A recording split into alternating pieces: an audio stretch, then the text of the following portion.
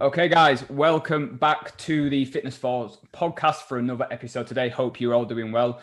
We have got a very, very special episode today. Very, very privileged to have with us Jason Beaumont, who is the CEO of Regeneration Physio, which if you're in the sort of West Yorkshire area, or even further afield up towards Durham now, actually, you're going to have heard of these guys, especially if you've been inside Ultraflex. So, Jason, first of all, mate, thank you so much for coming on and giving up some of your time. Are you doing okay? Yeah, fine. Thank you, mate. No, it's a pleasure. It's always nice to have a chat.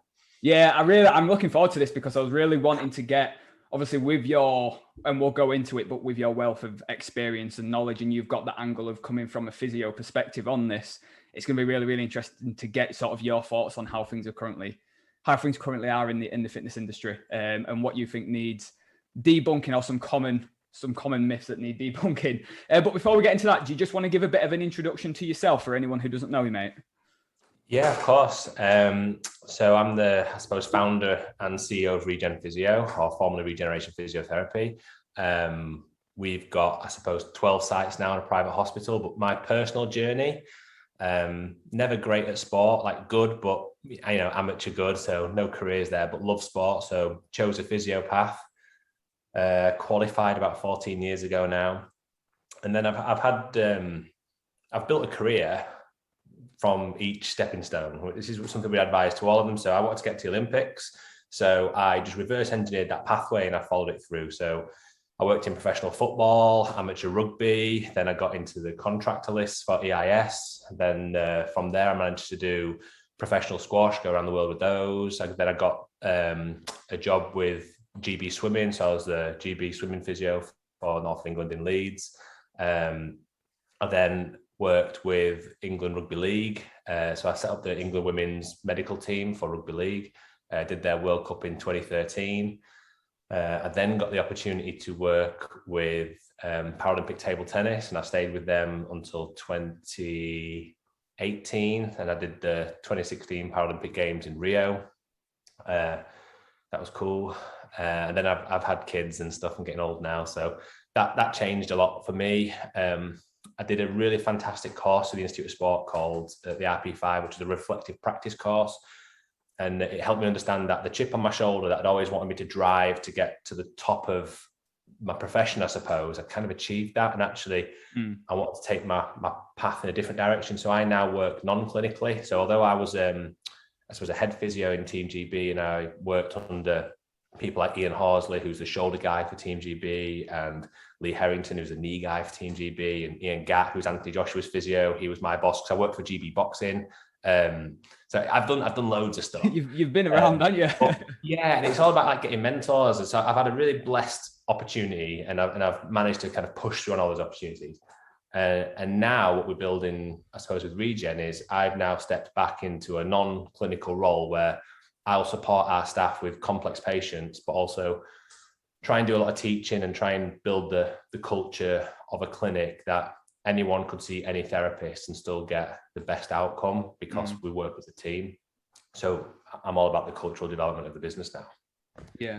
That's one thing I've definitely noticed with you guys and Regen as a whole is just like the difference in communication across all the different sites and all the different practitioners is like everyone knows what's going on. Everyone's singing from the same hymn sheet, aren't they? Yeah. The biggest challenge that we have, or I have specifically with my new role, is how to create a true team that believe in each other and support each other from individuals who largely work by themselves. And I think we're doing it. We're doing a really great job, and we've got summer socials. We've got a big Christmas conference coming up. Most of my ideas I've pulled away from the Institute of Sport. I'll accept that.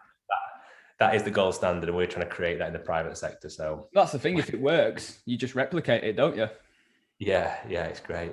Yeah, that's interesting. So just to take it back a second, and you said that you were massively into sports when you were a kid, but you weren't very good at them. That does surprise me because I thought you'd have been like, really keen on football or something like that. I was, and I got a British title, but in ballroom dancing. That's still a title. It's still a title. Yeah. So my grandma is currently an 86-year-old, like semi-famous ballroom dancer. So she looks like every dance teacher Disney's ever produced. And then my mum's a dance teacher. My dad was a dancer. My dad played for I think it was Halifax and Bradford as a goalkeeper. Mm. But we've got the generational thing of grandparents very pushy on parents, so parents not very pushy on my brother and I. So my kids are going to be for it. So no, I love it. I just I didn't get into football till I was maybe 18. I played rugby, and I played rugby to a reasonable level. There's nothing professional, and I was only fast. I wasn't very technically great. Same as me. Well, that's it. I did suffer a really bad injury when I was 25. Yeah, 25. So I got a really complex knee injury. So I nearly lost my knee, my lower leg. So wow. I ended up with an ACL, PCL, lateral ligament rupture. Then I ruptured my hamstring, my popliteus muscle in the capsule. That caused something called a small bout of compartment syndrome, where you're bleeding within to your leg.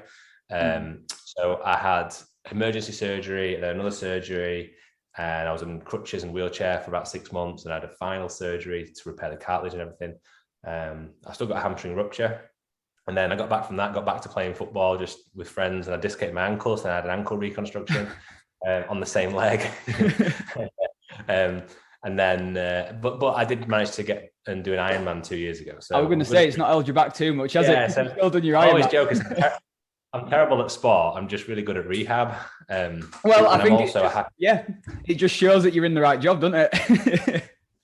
Yeah, and to be fair, I did these injuries, and I'm working at Team GB, so I've got all the access and all the best people around me to help support, facilitate that great recovery. But I'm also a happy hypocrite, so I'll give great advice, and I might not follow it myself, but I'll accept that I'm not following it. And yeah. Do as I say, not as I do. Yeah. So I was the same with rugby. So I played from being probably about 10 to about 18-ish, just before I went to uni. I know I did play a bit at uni, and I would literally stick me on the wing, put me at fullback, just give me space. I want to run. That's it. I'm happy. I'm technically not amazing. Physically was one of the smaller players. I was like, but if you just give me the ball, I'll literally just run and run. I'm happy then. Exactly. And if you can be part of a team and enjoy it, then that's all that matters, really, isn't it? So how long ago was the Ironman? Was this about 3-4 years now? Yeah, it's 2 years. It was just before COVID. Right. Yeah. Right. And I don't like triathlon. I've only ever done 2 triathlons, a half Ironman and an Ironman. I hate swimming. I'm pretty good at it because I'm tall, but I don't really enjoy it. Yeah. But it was just a goal. Yeah. So again, when we're talking like the fitness industry, talk about the bodybuilders going on prep and things like that, I can fully appreciate the graft and the grind, but I don't have the capacity to add in the dieting that those guys do, which is just incredible. And that is from a bodybuilding perspective. The diet's the hardest bit because that's 24 hours. The training's intense, it can be difficult, but you're in and out in an hour or two. Yeah. The dieting, that's where it becomes constant, doesn't it? But by the same stretch, training for an Ironman, that's like the inverse, is the training's just all the time. Yeah, and I believe that anyone can do an Ironman unless you don't, with barring people with a significant injury or some sincere problem. It's just, and it's like most problems that we come across in clinic, but it's just, you have to create a body that can tolerate that volume of punishment, and that just takes time. So it's just about building resilience. That's it. That's interesting. So that, with the injury that you had from rugby and obviously dislocating your ankle afterwards, would you say that had a psychological impact on when you was like training for your Ironman and stuff following that, just at sort of the fear of re-injuring? Yeah, a little bit. I suffer from a lot of inhibition. So that means my brain wants to turn the muscles in my leg off because it's still worried there's an injury there. So if I let myself slack off a little bit, I'll naturally power down the muscle. So I'll become effectively weaker without there being a deficit there. So I'm always acutely aware of that, but I've always had a chip on my shoulder, and that's the truth. So with this, I reckon I could have made it as a footballer, right? Which is a big claim if I'd have started as a child, because I got semi-professional starting at 16, 18, apart from playing in the playground with your friends. Yeah. And I'm quite fit, and I can pick up sport quite quick, but I never had the leading. So it was part of that chip on the shoulder. It was a want to prove myself, to do something that not many people have done, or I suppose could do. And then going through it, I realized actually, I think most people, if they wanted to, and they could devote the time and the energy to just getting the volume in, most people could do it. Yeah, it's that mindset and having that mindset shift to just do what needs to be done and just stick at it and go and go and go. Yeah. But then it needs to be something that you really want to do. Like you've just said there, a lot of your motivation was to prove that you could do it because of that chip on your shoulder. But I suppose at the end of the day, when it comes down to it, if it's not doing it purely for yourself, that motivation over time will fade and will die off. Exactly. And I was supposed to do the Helvellyn triathlon, which, Alistair Brownlee said is the hardest one he's ever done. And that was a few weeks ago. But we've just set up a new clinic in Central Leeds that's got 3D motion capture gait analysis. So it's so cool. It's you're running on a treadmill, 3D caption cameras are on you, and they put thousands of dots on your body, and then they can work out how fast you are, your efficiency, your running style, and all the rest of it. So I just went on that for a bit of a play just to see what it was like. And the data throwing out was just awful. Yeah. Fundamentally, it was saying like, you're not going to do this triathlon without hurting yourself. So again, I quit because, and a lot of my friends gave me a bit of jip for it, but I was like, I was going to do it for fun, the day out with my friends. And actually, if I'm going to suffer the consequences of it, then I'm not really that fussed because I enjoy playing a bit of golf and a bit of football. So it's, I suppose with a lot of the sporting tasks, it's what the underwriting goal is. So is that where you're sort of at with your air quotations fitness journey now, is just basically the odd challenge here or there, like you said, mentioned just playing a bit of golf, kicking the ball about and stuff like that? So I've always had a need, I suppose, to be better at everything. Not better than someone, but just be the best version of myself that I can be. So on commutes to work, I try all the different routes to make sure I go the very fastest way, so I'm not wasting time. I always like a goal to work towards. So at the moment, it's golf. I'm trying to get good at golf, which I'm really not very good at. But I'm enjoying the challenge of it. That's the thing. So I'm not good, and I can become better, and therefore I'm enjoying that. So my fitness journey, I've never been bothered about aesthetics. I've gained good physiques because of sport, and then at the moment I'm probably a bit squashy. If I lost half a stone, I'd probably look all right. But it's never been a goal of mine. It's always been the outcome. So I've trained to be faster or stronger or able to chase a ball around a bit further or faster than somebody else. At the moment for golf, you don't need to do that. So I'm just a bit squashy. Golf, I've only ever played a full round of golf once in my life. I've been to a driving range a fair few times, and I found it so infuriating because the first 3 holes I actually did all right on. Like I was like, oh, this is actually okay. Like I'm not too bad at this. And then literally with every hole, I just seemed to get worse and worse and worse. And by the end of it, I was literally like, this is just pointless. Yeah, it's when an old man who's a foot shorter than you and is retired, riddled with arthritis, has got no flexibility, no strength, can hit a ball further than you. Just as you're questioning what you're even doing in the first place. Yeah, but it's just so pulled golf out of nowhere. Really, it's a nice social sport. Gets me outside. I like being outside a lot, and it's something I'm rubbish at. Therefore, it's something I can attack and try and get good at. Yeah. I like that. So, would you say that through the years, obviously, of both your own sort of fitness journey, again, we'll call it that, through like rugby and football and the triathlons, and then working with the Team B, how would you say that sort of changed you? Would you say it has changed you as a person over the years, or you've learned anything from it? I don't know. Yes and no. So personally, I suppose the culmination of that journey has helped me to be a lot more humble, a lot more at peace with who I am and how well I've done versus the constant need to try and prove myself. So getting to the Olympics or the Paralympics and the World Cup, etc. That, if I'm honest, it probably wasn't because I specifically had a vested interest in that sport, and it was like my passion to get there. It was because they are massive tick boxes to showcase how good I am at my job.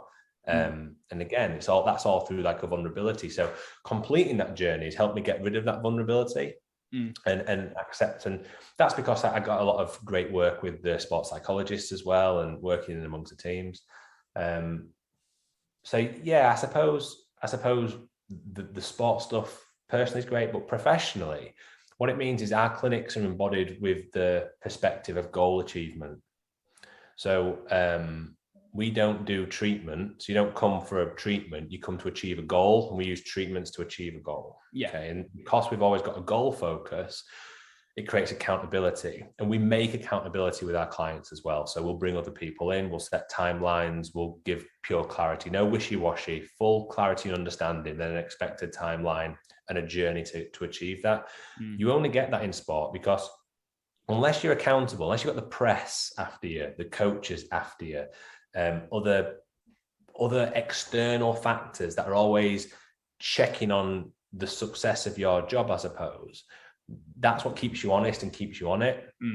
So again, within our business, we've set up a system that if someone's not getting better after 3 sessions, they pull in one of the senior physios just to have a second opinion. Yeah. We value second opinions because they'll either confirm the original one or it's just going to add value to the patient's journey. People come just to get better. They don't care if it's one person or 10 people that help make that happen. They just want to get better, or they want to achieve that goal, if it's a performance goal. So that work in sport has helped us to kind of instill a real goal-driven philosophy.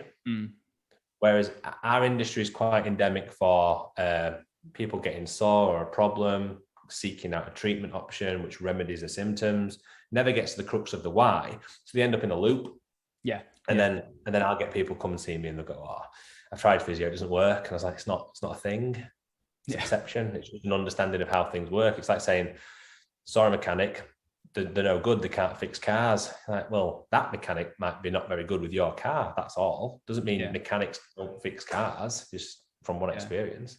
And I think it's that explanation of what you were just saying there, of the physio treatment to begin with will treat the symptoms and not necessarily the root cause. That's like the longer term fix. And that's the cycle that needs breaking, because, and I've been guilty of it myself in the past, you get a niggle, you see a physio, you get treatment, the niggle goes, you think, great, I'm fixed, and you crack on again. And then 2 months down the line, the niggle's back, and then you just repeat that cycle. And that, I think that's like what you just said, a lot of physios will just not explain that enough to a point where it's like, once the symptoms have gone, that doesn't mean that it's fixed. That means that it's on the right path, but you still need to go, no, we need to start adapting things now to fix the next issue or whatever it may be, which I think you guys do really well.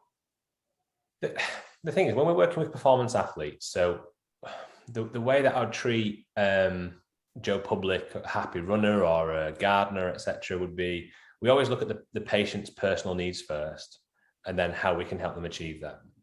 So for most people, it's about just getting back to normal life. Just something's happened, they've had an injury, can we resolve it and get them back to normal life? And we always employ an element of strength and conditioning, because it's part of it. It's why we're in the Ultraflex gyms, because our patients go into the gym with a therapist and train and develop and get better. Even if if you're elderly or overweight or injured or an amputee, you still can go in the gym because we can deload you as well as load you. But the main problem, like the main, I suppose, issue is understanding what and why. So what's not as important as why. So if someone comes in and go, "I've got a bicep tendinitis, can you treat it?" Like, yeah, of course we can. We've got Shockwave, we can teach you to load it, do all the stuff to treat it. But the question is like, well, if you don't want it to come back, if you want to get better quicker, we need to work out why has that happened to you. And then when we know why it's happened, then we can push on again. So they're the interesting parts of digging into why someone's injured. You resolve why, and then what goes away. But unfortunately, our industry is endemic with lack of controls over false claims and bro science and stuff like that. It gets a bit tricky. Well, that transitions us nicely into, because obviously you've had such sort of a diverse background and experience with both professional athletes to Gen Pop to now sort of gym-based populations and that bro science culture. Let's talk about some of the sort of common myths or common mistakes that come up in that environment that need sort of addressing and need sorting out. So what are some of the typical things that you might get someone saying or coming in or believing from the gym that you're like, actually, that's not really what's going on here? Okay, so favorite ones, like my favorite nitpicks. So cupping, right? Cupping is a technique. We use cupping. Loads of people use cupping. Firstly, wet cupping does not do anything that it says it does. Okay, I've been blocked by almost every wet cupper on social media. When I try and engage in a conversation, it's not good. So wet cupping is when you cut someone and you put a cupping pod on and create a vacuum, it sucks the bad blood out. There's a misconception with cupping. It's a great way to improve blood circulation. We like to move them around, but the premise is, or that it's sold on, is that it reduces toxins. It removes stagnant blood. Blood's not stagnant. It doesn't sit. If it sits, it clots. Clots are not good. We know this. Clots can throw off and cause all sorts of awful things. Blood doesn't just sit and congeal under your skin. You have a liver for getting rid of toxins. It's the purpose of a liver. If cupping got rid of toxins, it would also cure hangovers. It would cure alcoholism. It would cure all other forms of toxins that are within the body that you want to remove. So that's one. So cupping is a great tool to add on, but a cupping set's 12 quid. So if you go to someone for cupping, why don't you just buy one yourself off eBay, pop it on, and just try and take them off before they go too purple. That's number one. It's good, but it's not glorious. So sorry to interject. What are the benefits of cupping then? What reasoning would there be to use it? So I like it for scars. Yeah. So if you've got like all the different layers of tissue and someone's cut through to go in and do some form of surgery, then what happens is you get a sticking between the layers as the scar tissue reforms and you heal yourself. So although we can kind of push in and we can use like the tools and thumbs and all sorts to break it down, shockwave, whatnot, cupping creates a vacuum, so that'll pull them apart. So it's a great way to kind of pull apart fresh scar tissue that's healed. So you're not going to open the scar up, but 4-week-old scar, it's great for getting into there and making it a non-thick, really beautiful scar. It's also a nice way of giving a bit of proprioceptive feedback. So if someone's not able to use a lower trap, they can't really feel what's going on. We use Compex, which is a muscle stim, but they cost a lot of money. If you don't have those, put a cupping pod on lower trap, get them to move their arm, and they'll feel a localized pressure. They'll feel a drag underneath where that muscle is because the vacuum's trying to hold it all together. As the scapula is moving or the muscle activates, then they're going to feel something. So, here, feel here, feel here. It's a great way of getting some proprioceptive biofeedback. And then it feels really nice. Yeah. It does feel really nice. It knocks me out. It knocks me out. It's lovely.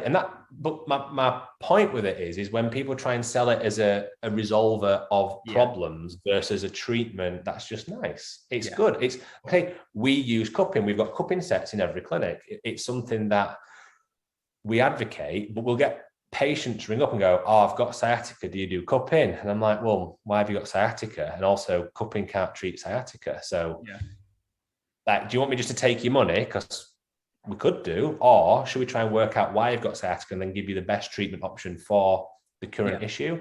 Because sciatica is not a thing, by the way. Yeah. So what I mean is sciatica means a nerve is irritated. The name of the nerve is a sciatic nerve. It just means you're irritating a sciatic nerve. Again, no one cares. It's like having a broken nose. If you've got a broken nose, oh, cool, you've got a broken nose. The question should always be, how did you get a broken nose? Right? Why have you got a broken nose? Now, giving someone advice to not go mouthing off to avoid getting broken noses is no good because it's a little old lady who keeps tripping up. So what I mean is lots of people can irritate their sciatic nerve and get the same outcome as lots of other people who've got sciatica, but for totally different reasons. One could be a disc herniation. One could be a compression of a nerve via a muscle. One could be postural related. Like there's chemical imbalances. There's loads of different things. And we can figure that out. But the point, I suppose, of physiotherapy is to help understand what's going on, why it's happened, and then help create a pathway with that patient on the quickest way to resolve the underlying factors. And then we do treat, obviously, to try and help mitigate the symptoms and speed the whole process up. But the skill is working out why it's happened and how we resolve that. Yeah, 100%. It made me laugh. Do you remember, it still is a thing, probably about 6 months ago, everyone in the gym suddenly started on a seated hamstring curl. They started pulling themselves really far forward on it because there was a well-known guy on social media more people follow who started doing it, so everyone followed suit. And I remember seeing it and thinking, how is that in any way working the hamstring more? And everyone would be like, "Oh, you can feel it in your hamstring so much better." And I remember straight away you were just like, you're just pushing on your sciatic nerve. That's literally all you're doing. Yeah. And We've got a big differentiation. So we've got it on our social media is basically if you get recurrently tight hamstrings and you don't train your hamstrings a lot, you've not just trained them or you're not doing sprint work, so you've just got tight hammies, I would almost bet 90% of the time it's because your sciatic nerve's tight, and it's a misconception. So don't forget, your nerves tell your brain what you're feeling. So the nerve can send a faulty signal. So the majority of people who do, especially if you're like sitting forward, your legs straight, your toes are up, you're just putting yourself a massive neural tension on there. So full ROM is always king for me because it creates the most muscle stimulus, the most physiological demand on a muscle. And that's what you want, isn't it? Time under tension, the hardest exercise, the most stress placed upon it to create the physiological adaptation. But if we've got someone with sciatica who's training, we'll get them into half reps. So I'll say, don't take your legs straight. Just take it to mid-range and back. It's not optimal for the muscle, but stop irritating the nerve. We've got to let the nerve settle down. But yeah, that's the thing. So that individual you're speaking about has a degree, insightful, really good, done some fantastic. Yeah, great person to follow. The problem is a lot of people will either follow advice from someone on social media, then apply it to their own context. So I'm going to follow a full-time athlete and what he says, even though I'm a bricklayer and I spend 45, 50 hours a week driving or laying brick and then in the gym versus someone who just lives in the gym. So it's completely different context. And I think that's the one of the biggest risks with social media is everything is taken out of context. Definitely. And if I'm honest, so I only joined social media a couple of years ago. And it's, so genuinely, someone came up to me in the gym and said, "Oh, I've heard you're really good." And I was like, "Oh, thank you." How good are you? And I said, "Well, I've been to Women's World Cup, Paralympic Games. I was in Team GB for 5 years." And he went, "Yeah, that's cool. But how many followers on Instagram do you have?" And I was like, "I don't have Instagram." But then I realized how important it was because that's like the window. But then when I joined Instagram, I got a bit depressed with it because the amount of bullshit. But like people were like, I was reading the comments on like nonsensical lie posts, like just total fallacies, and people were like lapping it up, and I'm thinking, is this not fraud? Because that's not true. That's not even like an opinion. That's a non-truth statement. But it just was getting lapped up, and because certain people say with like massive followings would say this, and you get people not even in the industry, so you can just get random social influencer with 1 million followers says use great example, right? Joe Rogan, love Joe Rogan, right? He's absolutely fantastic. However, he endorsed something called like a psoas release block, and it's like a U-shaped bit of plastic that you're supposed to be able to lean on, and it's supposed to go through the like where your abs are to your psoas muscle, like your main hip flexor, right, for a tight back and release that.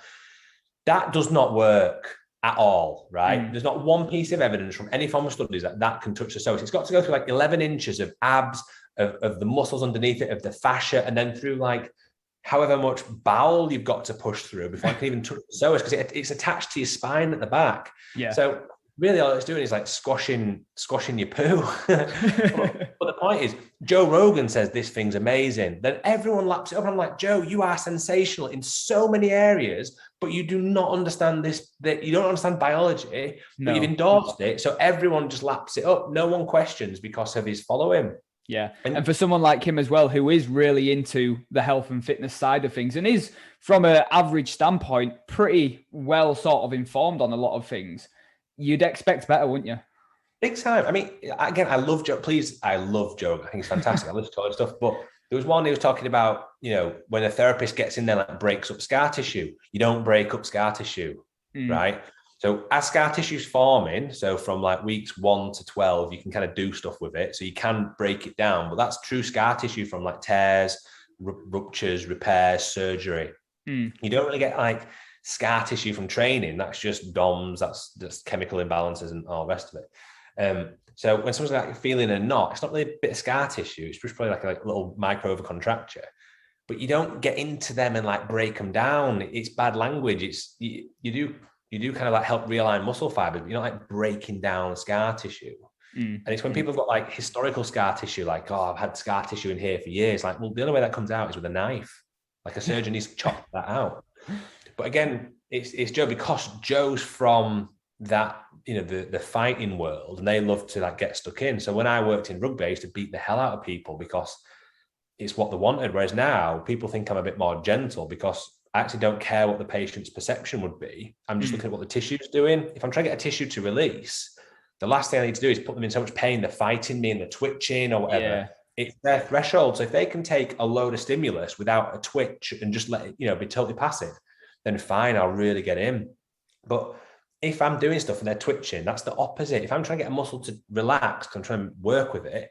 If they're getting twitchy, they're going higher tone, they're fighting me, it's the wrong way. I'm making it more tense.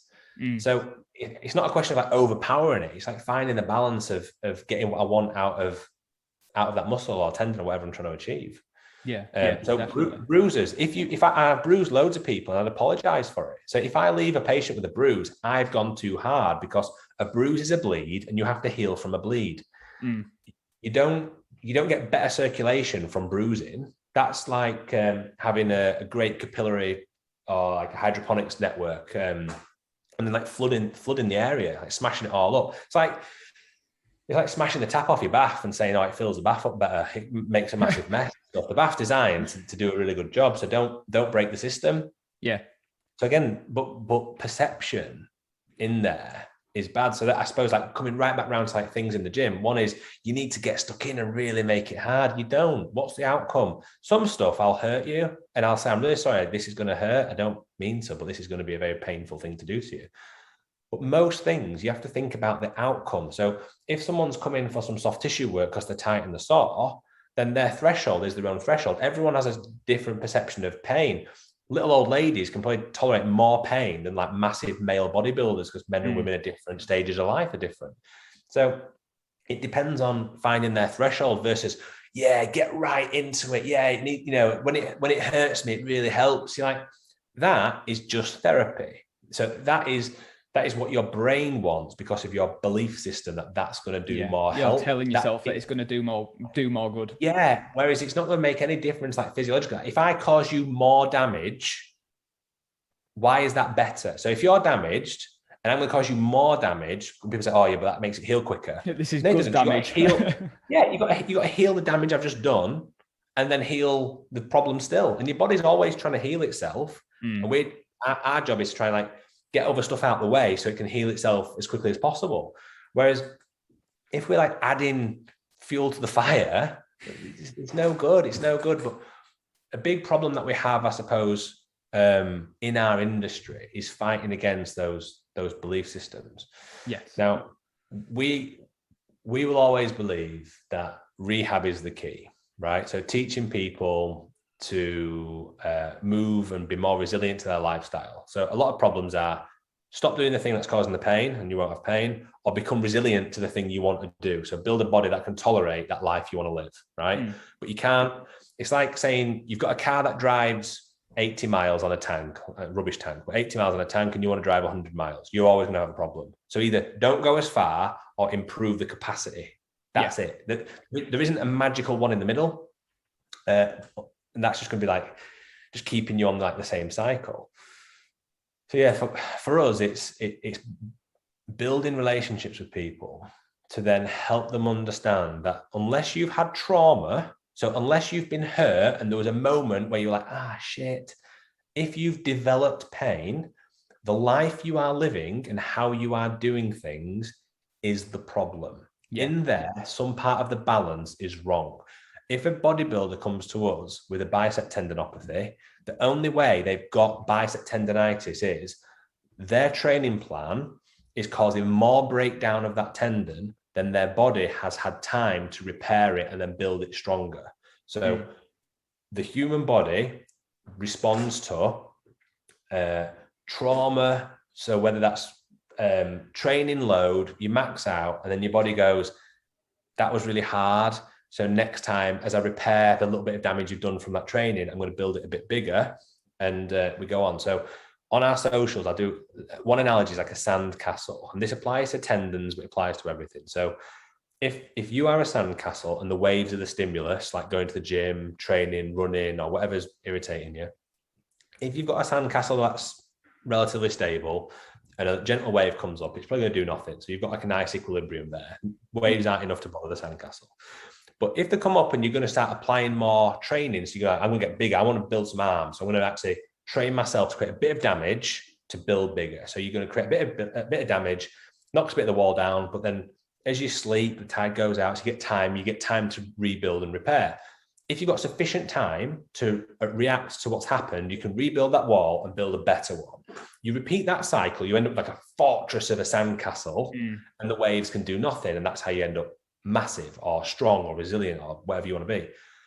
But if you keep applying the stress, but without the sufficient time to repair and rebuild bigger, you go into disrepair and you end up washing it away. Yeah. So there's a famous physio called Jill Cook, who's like the guru on tendons. She's an Australian lady. It's fantastic. But she did a great quote once, which was basically like, only shit tendons are tendinopathic. So only a bad tendon is tendinitis. Tendinitis is a tendon that can't tolerate what you're doing. So the challenge would be to say then to the bodybuilder or whoever's got tendinitis, yes, we can help you with tendinitis, but you need to understand that the way you're choosing to train has created this problem. Yeah. So, and then are you willing to then change that modality? Because again, you'll know with your expertise, but we see people who are like training biceps like 5-6 times a week. Yeah. You won't grow biceps 5-6 times a week. You grow when you're asleep and when you repair. Training doesn't grow anything. Training creates the need to then repair and grow a bigger one. 100%. And that's something I spend ages sort of talking with clients about, is when it comes to periodizing the training and like, oh, how many times are we going to train a week? Or they're like, can we add another session? And can we add another session? And it's like, we're only going to train for as often as we can recover. So if that's 4 sessions a week and we're finding that you're recovering well from 4 sessions a week and you're growing well, then that's great. If we then add in a 5th session and we find that you're not recovering as well, you saw a day to day, you've got less energy, I'm like, it's too much. Like, we need to sort something out. You can only train, you can only grow at the rate at which you can recover. And that sandcastle analogy is classic. I've not heard that before, but that's really, really good. I'm going to steal that and use that with clients in future, and I'll give you credit. That's an original Jason Beaumont, that one. It's a good one, is that? It's a good one. Analogy. No. But the thing with everything is trying to like help people understand what you're saying. So you're not just like delivering info because I'm like, oh, I've got a degree and therefore I'm really clever. You're saying like, this is how it actually works. And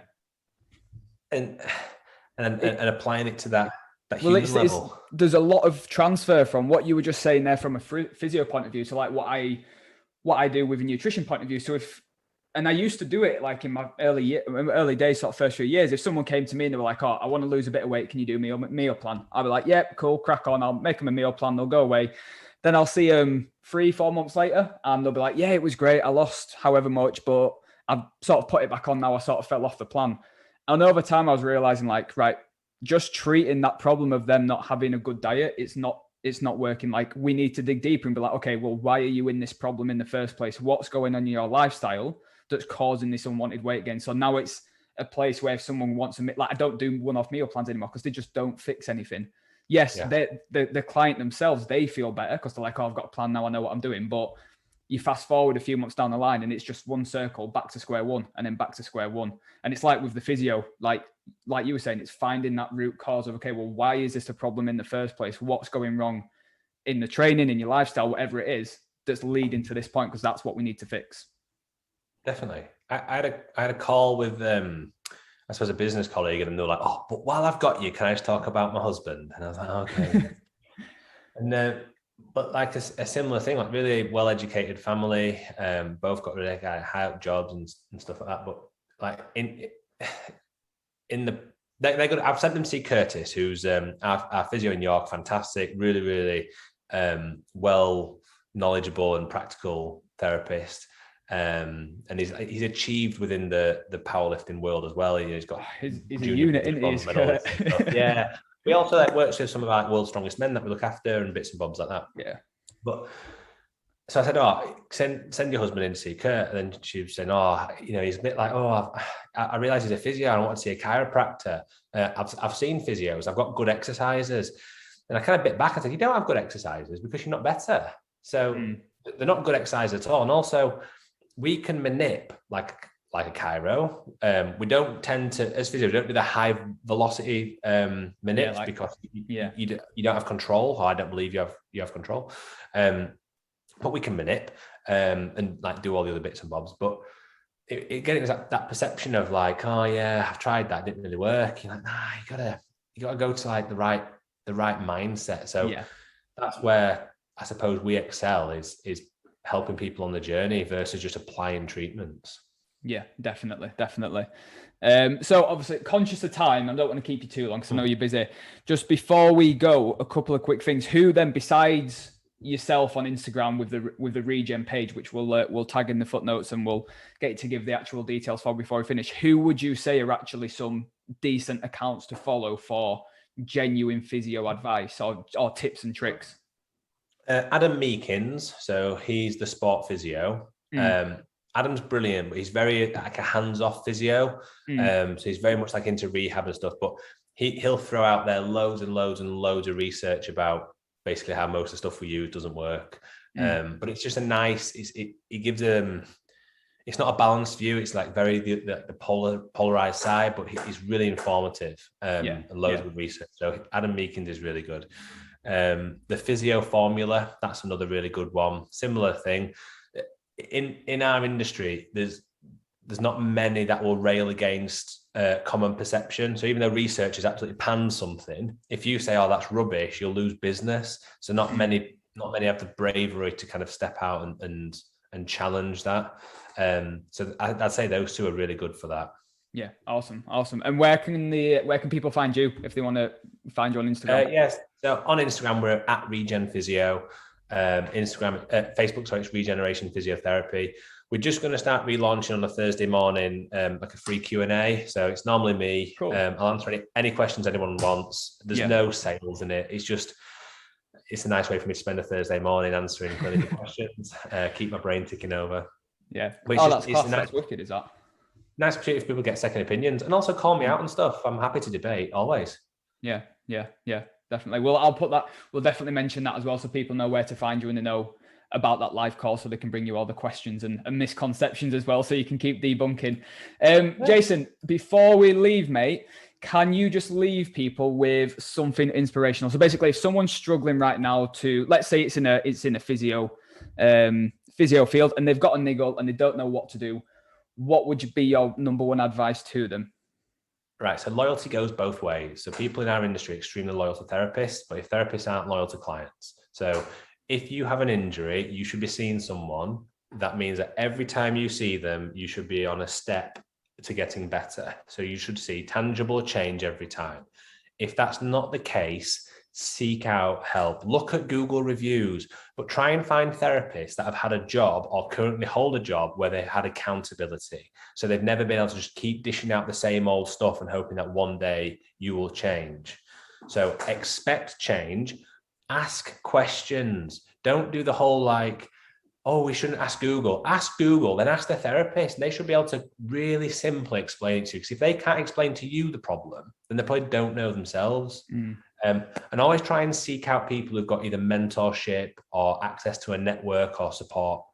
But if you're struggling, find a physio, right? Physiotherapy is different to massage therapy. It's a degree in working out the problem. So find a good physio.